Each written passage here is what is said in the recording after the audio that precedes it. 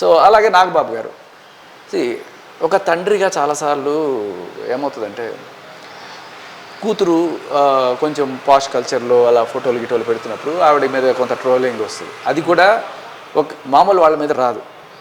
ఇప్పుడు ఆయన ఒక జనసేన అటువంటి పార్టీలో చాలా కీలక నేతగా ఉన్నారు. సో ఎవరన్నా సరే మీరు అపోజిషన్ వాళ్ళు కూడా ఆయన టార్గెట్ చేయొచ్చు.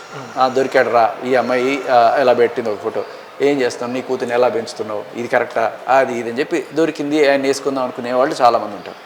సో అది చూసిన సైకాలజీలో ఆయనకి కొంచెం నన్ను టార్గెట్ చేయడానికి నా కూతుర్ని ఆయుధంగా వాడుతున్నారనో, లేకపోతే కొంతమంది జెన్యున్గానే కామెంట్ చేయొచ్చు, ఆవిడ డ్రెస్ బాగాలేదని, లేకపోతే ఆవిడ పబ్బులకి వెళ్తుందనో, లేకపోతే ఆవిడ చేస్తున్న ఆ రొమాంటిక్ సీన్లు ఏవైతే మాకు నచ్చట్లేదనో అనుకునేవాళ్ళు ఉంటారు.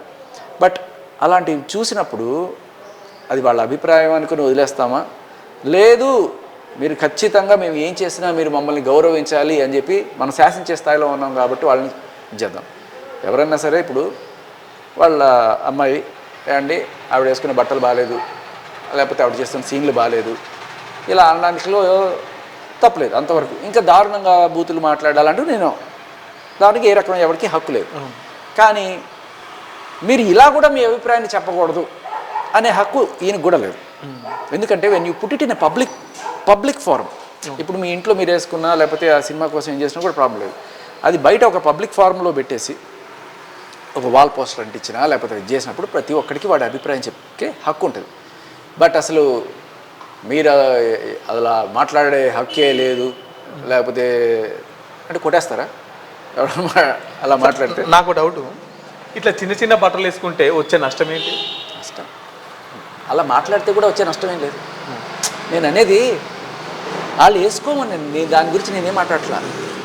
వాళ్ళు అది వేసుకున్నప్పుడు అది బాగుందనో బాగాలేదనో ఎవడైనా చెప్పచ్చు. ఇప్పుడు ఇక్కడ దాకా వేసుకున్నారు, ఇక్కడ దాకా వేసుకున్నారు, ఒకడు వచ్చాడు సరే వచ్చి దగ్గరికి చెప్పడం కూడా అవసరం లేదు.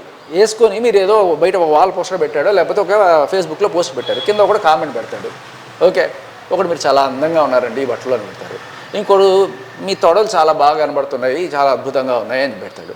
సో ఇది అఫెండింగ్ అనిపిస్తుందా లేకపోతే బాగా అనిపిస్తుందో మీరు చెప్పండి. అఫెండింగ్ ఎందుకు అఫెండింగ్ అవ్వాలి, ఎందుకు అఫెండ్ అవ్వాలి? మీరు చూపించారు